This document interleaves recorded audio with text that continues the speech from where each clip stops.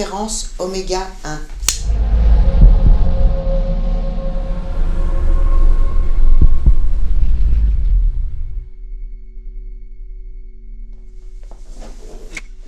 Bonjour. Bonjour, vous allez bien? Alors, on se retrouve après un petit temps De temps compliqué. Et donc, on se revoit pour la suite du livre 1. Donc là, c'est le livre 2. Donc, alors dites-nous tout, Pierre. Où est-ce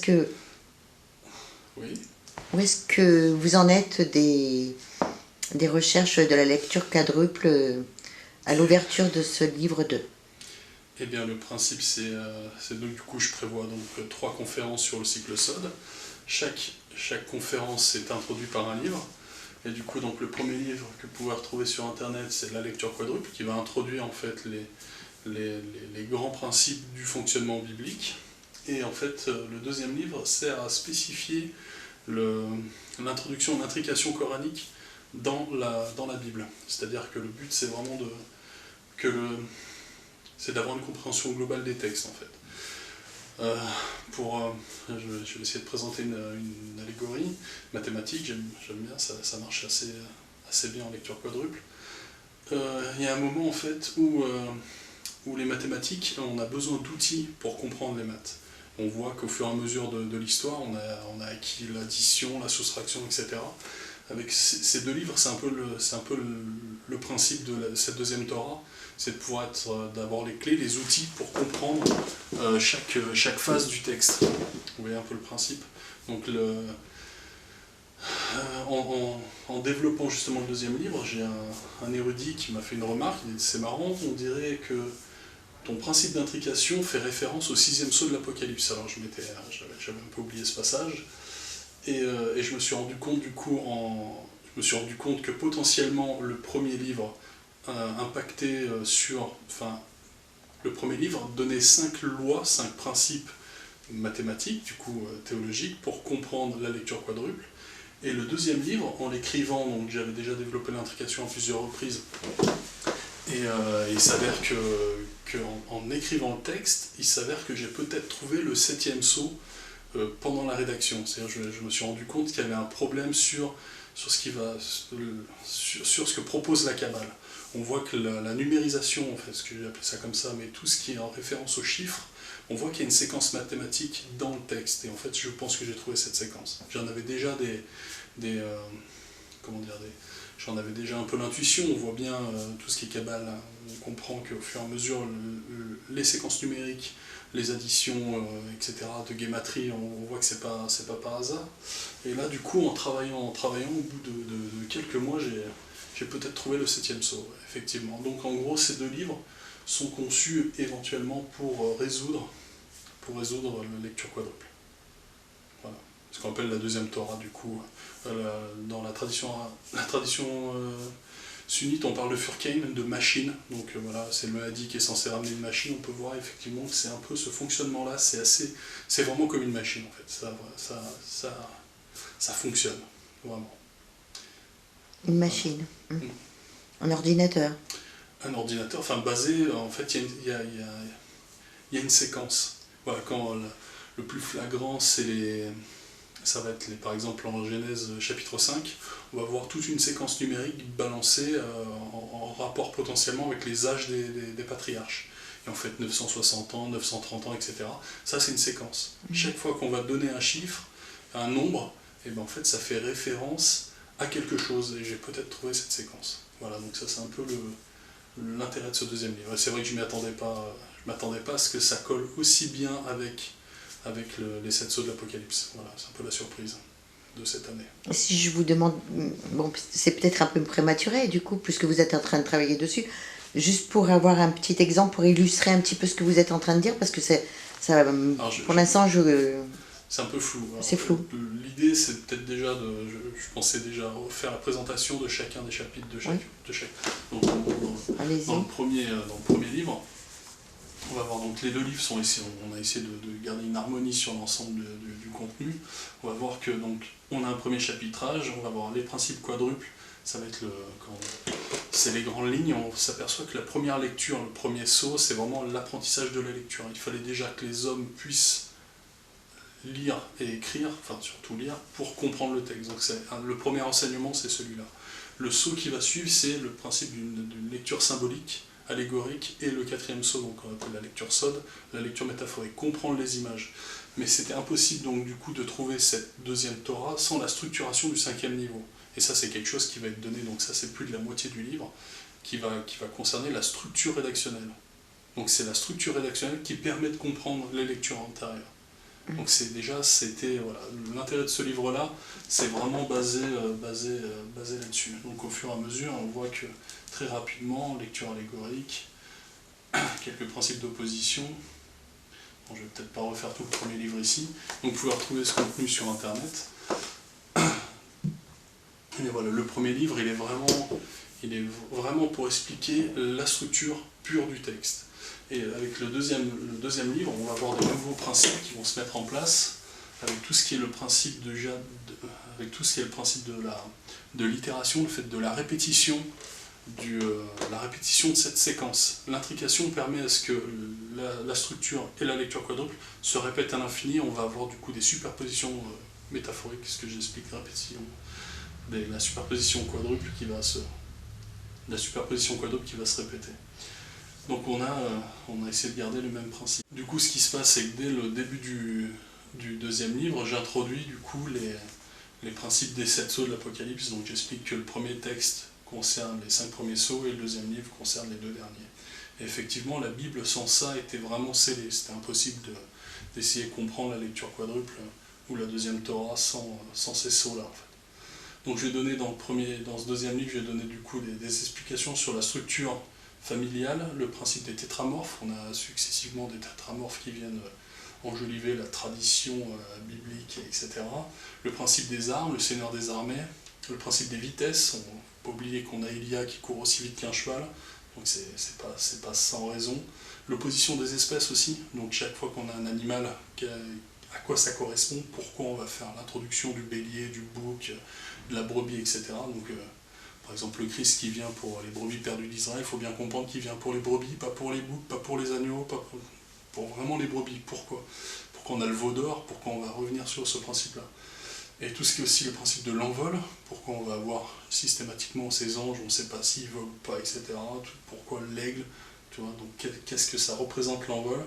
Et le principe de lapidation aussi, quelque chose qui est assez récurrent, à quoi ça correspond. Donc là, on a essayé d'expliquer tout ça. On voit aussi du coup que l'accomplissement terrestre amène à l'intrication céleste. Donc ça, c'est quelque chose qui est assez récurrent. Le livre est en couleur aussi. Là, en tournant en noir et blanc, peut-être que je remettrai des incrustations. Le principe de la Vierge. Pourquoi le Messie doit être né d'une femme vierge. Le principe aussi de la rencontre. On voit que Adam et Ève n'ont pas eu de rapport sexuel. Il faut arrêter avec ça. C'est une rencontre. Qu'est-ce que ça symbolise métaphoriquement? Donc là, c'est expliqué. On va voir du coup le principe de la jalousie, effectivement. Pourquoi Abel et Caïn, on arrive à avoir ce conflit, etc. Qu'est-ce que ça symbolise en termes de péché? Est-ce qu'on a vraiment les prémices d'une construction justement textuelle qui est particulière, la jalousie et le péché? Le principe des jumeaux aussi, donc pourquoi le fait d'avoir qu'on va retrouver aussi avec le serpent et la femme, pourquoi cette interaction entre le talon et la tête, cette confrontation systématique, donc là aussi c'est expliqué. On va voir aussi, je reviens aussi sur quelque chose qui est très important, pour moi un des premiers principes trinitaires, qui est les 3 fils de Noé, qu'on va retrouver avec aussi les 3 fils de Adam.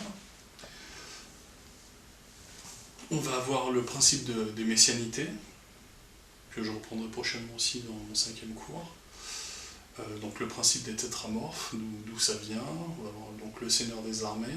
Donc à chaque fois, il faut revenir pour reparamétrer le contexte de l'arme, à quoi elle correspond. À chaque fois, on a une lance, une épée, une flèche ou un arc. À chaque fois, ça prend un attribut spécifique, ainsi que le bouclier, à l'évidence. On va avoir le principe des vitesses. On voit que la messianité est atteinte par un âne, pas par un cheval, que le serpent il va ramper, l'homme va marcher. On avait déjà parlé de ça précédemment. Dans le premier livre, oui. Dans l'interview aussi. On avait déjà parlé de ça. Le principe du berger, à la différence de l'agriculteur. On va voir quoi d'autre? les ruminants, donc l'explication du veau d'or, c'est quelques heures de travail assez... j'ai un très bon souvenir de l'intelligence... Enfin, je pense qu'aussi, alors c'est une anecdote, c'est que la découverte de l'explication des ruminants, c'est quelque chose d'assez très... C'est très profond, c'est vraiment d'une intelligence remarquable. Le veau d'or, c'est exceptionnel. L'application du tétragramme. Du coup, on va aussi avoir le principe de la lapidation. Et en fait, j'explique pourquoi il y a différents types de poids. C'est-à-dire qu'en islam, on va conseiller une lapidation avec des pierres pas trop lourdes ni trop légères.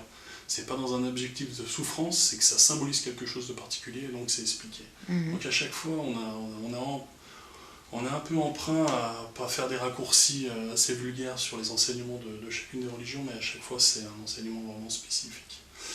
Le principe de l'onction, ça répond à une problématique rabbinique qui annonce, dont j'ai déjà parlé ici, concernant l'âme du pain est supérieure à l'âme de l'homme.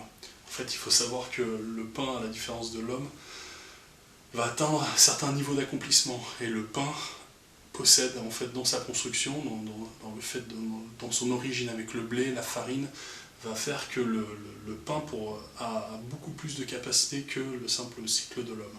Voilà, donc c'est expliqué avec le principe de la pierre, le principe du fruit aussi, le principe du tronc, du fruit, etc. Et en fait, à la fin, donc j'explique en quoi l'âme du pain est supérieure à l'âme de l'homme. Voilà, c'est vraiment c'est absolument génial. Je veux dire, les rabbins qui ont caché ce savoir-là alors qu'ils l'ont développé, c'est assez incroyable.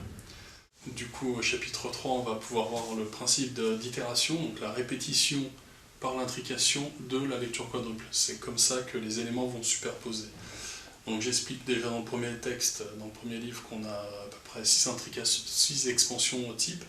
Et là, je donne 3 autres expansions qui viennent justement permettre d'altérer entre une conception coranique et une conception biblique.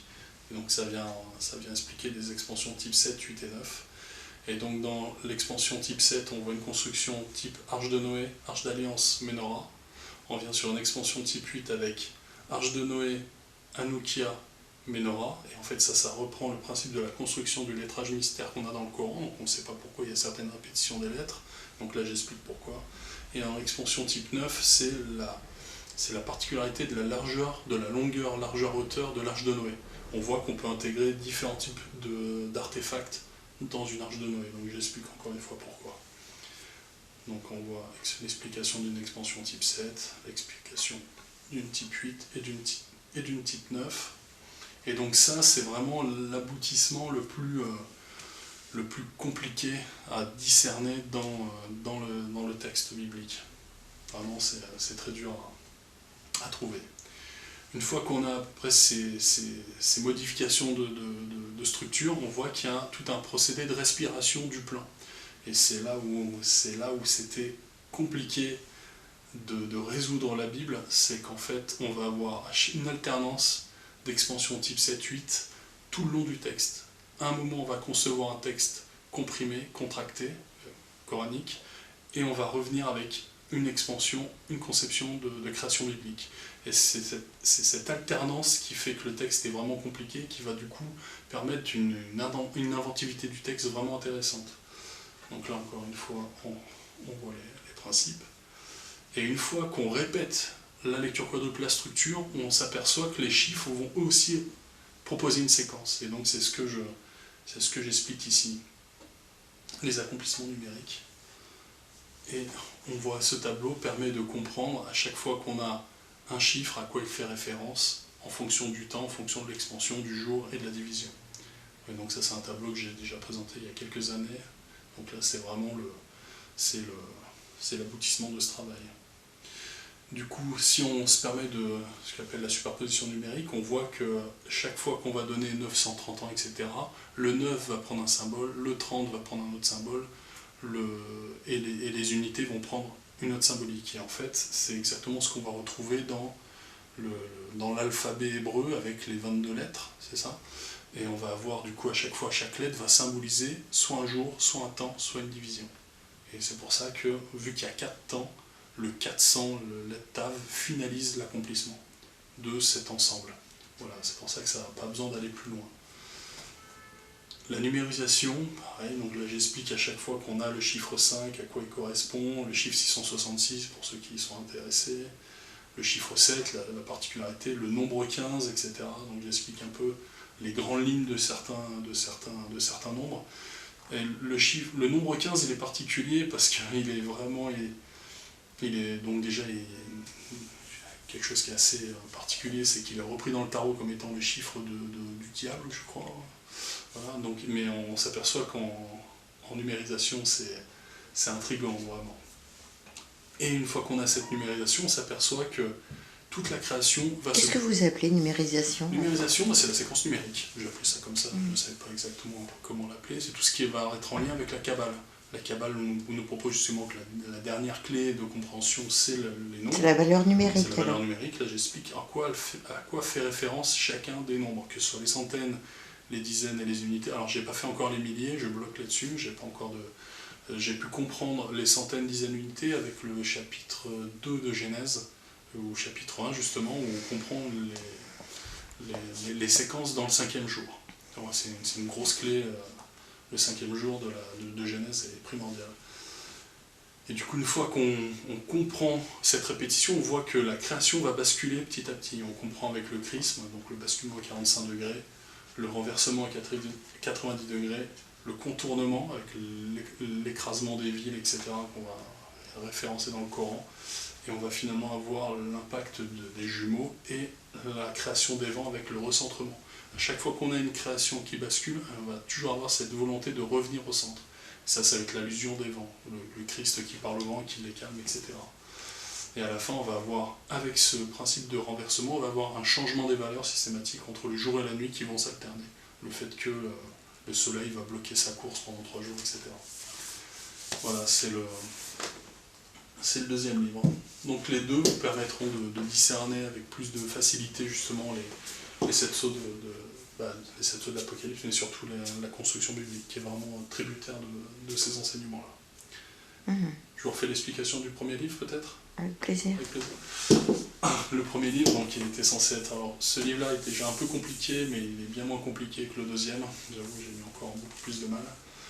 Le premier livre donc, va partir sur l'explication de ce qu'est la lecture quadruple. Donc, c'est un enseignement qui était potentiellement étudié par l'Église jusqu'au XVe siècle, si j'ai bonne mémoire. Donc, on va voir tout un principe. Donc, je présente un peu ce qu'est la lecture quadruple pour ceux qui ne connaissaient pas. On va voir du coup la manière dont se superposent les lectures sur une structure. Donc on voit qu'il y a une lecture analytique, c'est la résultante de 3 autres lectures sur un système structuré. Donc on va voir du coup la lecture allégorique qui va donner les grandes valeurs, les grandes oppositions du plan. C'est à partir de là l'homme, la femme, on va voir l'homme, la femme, le bien, le mal. On va voir que la femme symbolise le mal parce que c'est une construction volontaire, une construction métaphorique de la courbure et de la droiture centrale. C'est une conséquence quadruple en fait, toute cette histoire sur le bannissement des femmes, etc. C'est que de l'enseignement quadruple. Ça a influencé nos civilisations, mais voilà, tout est expliqué là-dedans. Le principe des couleurs, voilà, on va voir du coup le principe des lectures symboliques, d'où viennent les symboles, à quoi ils font référence, du coup de la structure symbolique, la lecture métaphorique, d'où ça vient, les premières clés viennent de courbure droiture qu'on va retrouver sur la tradition catholique avec le principe des 3 croix, les antéchrists, l'antichrist et le Christ, au bas et le verre abaissé. Et à partir de là, donc c'est à peine une dizaine de pages pour expliquer la lecture quadruple parce qu'elle n'est pas efficiente sans le 5e niveau. C'est le 5e niveau qui rend la lecture quadruple possible et compréhensible. Et donc sinon on en met partout en fait. Donc ça permet de réfléchir dans un cadre précis. Voilà.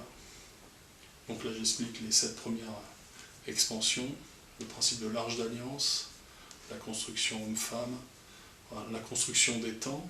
Donc on voit que le plan de Dieu est construit autour de 2 destructions qui vont former 3 temps, donc, etc. Et un temps céleste de protection. On revient sur le principe des fils de Noé et des fils de Adam, qui est un principe trinitaire qui est présent dans la Torah, je reviens bien là-dessus, hein, c'est indispensable, la conception trinitaire. qui va être repris du coup par l'Église avec la Trinité. On dit que ça n'existe pas, le nom n'existe pas, encore une fois, si c'était falsifié, il l'aurait bien remis dedans, donc c'est encore une preuve de la non-falsification de l'Évangile. On va voir le chandelier de la et en fait on arrive directement au chandelier Menorah, qui est l'expansion la plus technique, avec le principe des couleurs, le rôle du sang, du vin, etc. Les accomplissements, la symbolique des fils d'Israël, voilà, et la fille d'Israël, qu'on oublie assez souvent. Le principe du géant de métal, qui va donner les premières altérations des couleurs, les structures, donc les superpositions et les structures quadruples, la conception des temps du jardin, de l'Éden, du jardin, des champs, etc. La montagne, tout ça est expliqué. On va voir donc. Et on arrive au dernier chapitre du premier livre avec les contradictions coraniques. Donc j'explique comment le Coran vient s'opposer à la Bible et pourquoi en fait. Donc on voit déjà tout un principe de centre rédactionnel des textes. Il faut comprendre que en fonction de là où on écrit le texte, où on conçoit le texte, l'histoire ou la géographie va influencer le type de rédaction et l'opposition. Voilà, donc ça c'est expliqué. On va voir du coup la conception biblique va s'opposer à la conception coranique et du coup l'expansion coranique va être différente d'une conception biblique. Voilà, d'où la Kaaba, etc. Le principe du fruit de la connaissance du bien et du mal, qui n'est que le fruit de la connaissance dans le Coran. Il n'y a pas de bien et de mal comme on pouvait l'envisager d'une conception biblique. D'un point de vue biblique, pardon. Et du coup, la contradiction structurelle, d'où ça vient. Voilà. Et les prémices de l'intrication, qui sont donc l'explication du deuxième livre. Je l'avais mis quelques indices déjà dans le premier livre pour introduire au deuxième. Voilà.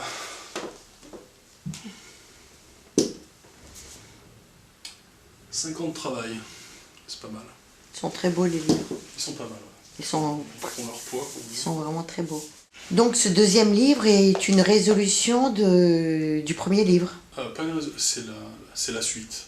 En fait, il y a vraiment 7 méthodes, il y a 7 sceaux, il y a 7 principes, et il y en a 5 dans le premier et 2 dans le deuxième, qui sont beaucoup plus compliqués.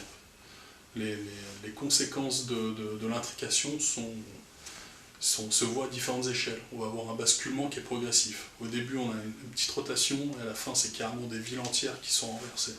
Ouais, oui. Des villes entières qui sont... La ville de Sodome est renversée, c'est-à-dire qu'elle est levée et qu'elle est renversée carrément. Donc, elle n'est pas rabaissée, elle est renversée. Elle est carrément renversée.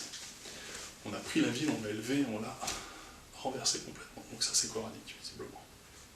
Voilà, et en fait, il y a tout. La première croix chrétienne, c'est un chrisme, c'est une rotation du X avec un P. Voilà, c'est pas du tout. En fait, l'histoire, tout au long, nous donne des clés au fur et à mesure. Et c'est assez bien fait. Comment vous en êtes arrivé à ces conclusions? En recherche pure. Le moment le plus touchant pour moi, il y a 2 moments qui ont été assez forts dans ce deuxième livre, c'est donc la recherche sur le veau d'or. J'ai cherché, je pense, la symbolique des animaux pendant 2-3 heures. Et après, j'ai essayé de développer le raisonnement pendant 2 heures. Et quand j'ai compris comment les concepteurs avaient envisagé cette expérience du veau d'or, le dieu qui redevient jaloux à ce moment-là, qui va dire retourne ici, font n'importe quoi, etc. Quand j'ai compris tout ce que ça impactait en termes de symbolique, en fait, le dieu jaloux revient à Cain, ça renvoie à Cain en fait. Et en fait, j'étais en train de pleurer. J'avais jamais été touché par autant d'intelligence. Je me dis franchement, c'était impressionnant. Vous verrez vous-même, mais c'est saisissant. Ça, c'était le premier. Je me dis vraiment, ils ont mis 1000 ans pour concevoir les textes, mais ça les vaut. Et le deuxième fait assez troublant, c'était un problème qu'on a dans la logique du retour du Satan. Donc on voit que le Satan, il est là un temps. Il va être banni de la création pendant un certain temps et il va revenir un temps très court. Et ce principe-là est repris chez le Dajjal dans la Sunna, il est repris en fait systématiquement. Et on voit, donc on a une présence d'un Satan en premier temps, donc en T1, et un retour très court en J5, voire en D9.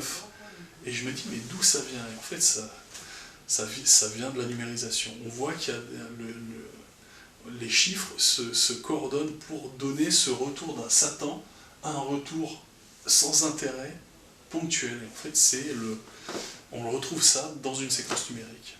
Et quand j'ai trouvé ce chiffre, je me dis, mais c'est pas possible. C'est pas possible, quoi. C'est pas possible en fait. Tout repose sur une séquence numérique. Voilà. À chaque fois que vous avez le nom d'un prophète, il faut bien voir comment il est structuré, à quoi symbolise sa centaine, sa dizaine et son unité. À chaque fois, il y a quelque chose à dire. À chaque fois, il y a un cheminement, il y a une logique sur le nom. Par exemple, on parlait de Esther. Esther, on s'aperçoit que dans son livre, il n'y a pas le nom de Dieu. Mais en fait, quand on revient avec les lettres Esther, on découvre que Esther reprend la symbolique du principe de la croix. Symboliquement, Esther, c'est le Christ, dans sa numérisation, dans sa séquence kabbalistique. Il faut appliquer sur le 5e niveau. Donc c'est très troublant. Par exemple, c'est-à-dire, je ne comprends pas. Esther, c'est quoi les lettres d'Esther déjà? Aleph. En reprenant les lettres, on voit que chaque lettre va donner une séquence.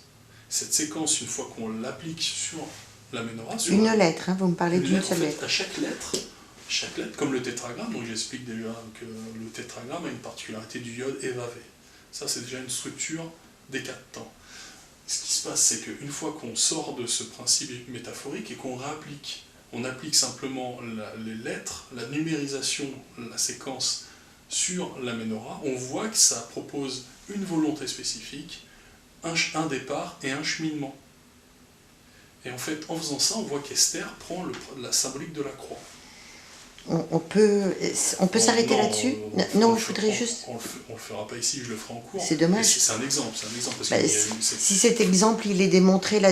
Ah non, mais le livre, il y a plein d'autres exemples encore plus saisissants. L'âme du pain, par exemple. On voit que le pain, c'est encore plus incroyable. L'expression, l'âme du pain. L'âme du pain supérieure à l'âme de l'homme, ça vient de la construction de l'homme. Pourquoi il part d'argile pour être lié à l'eau, pour partir devenir pierre, pour finalement être pétrifié et pour finir être abaissé et redevenir poussière et prendre la tribu de l'envol. On voit que c'est une séquence. Et on va voir la même chose avec le fruit, l'arbre qui va donner le fruit. On va voir la même chose avec le pain qui part du blé, la droiture de la tige de blé, l'écrasement du fruit pour devenir farine qui va se mélanger avec l'eau, qui va être réchauffée comme peut l'être la pierre, autant de... Bref, on va extraire l'eau de la pierre comme on extrait l'eau du pain, etc. Et on va voir ce principe du retour sur la table et de la division du pain. Et c'est pour ça que le Christ, encore une fois, va prendre le pain, etc. Mais tout est expliqué là-dedans, bien sûr. Voilà. Toutes ces actions, c'est expliqué. Déjà dans le premier livre, j'expliquais pourquoi le sang du Christ, c'est du vin, et vice-versa. Enfin, c'est le principe de la couleur pourpre. Et pourquoi du coup on a dans les synagogues le retour du pourpre systématiquement. Et ici, là, j'explique pourquoi du coup le pain est élevé sur la table et cassé en deux. Voilà, c'est que des métaphores, c'est que les conséquences d'une séquence métaphorique. Voilà, c'est l'intérêt de ces livres. Vous allez comprendre tout, presque tout comprendre de la tradition liturgique déjà. Je ne sais pas si ça semble aussi être des équations mathématiques que ça. Non, en tout cas, les kabbalistes avaient annoncé. Ils avaient annoncé que la résolution de la Torah passait par les chiffres. Et là, j'explique comment. Ben, je découvre aussi, j'ai découvert en même temps. En étudiant, on découvre les choses. Ouais.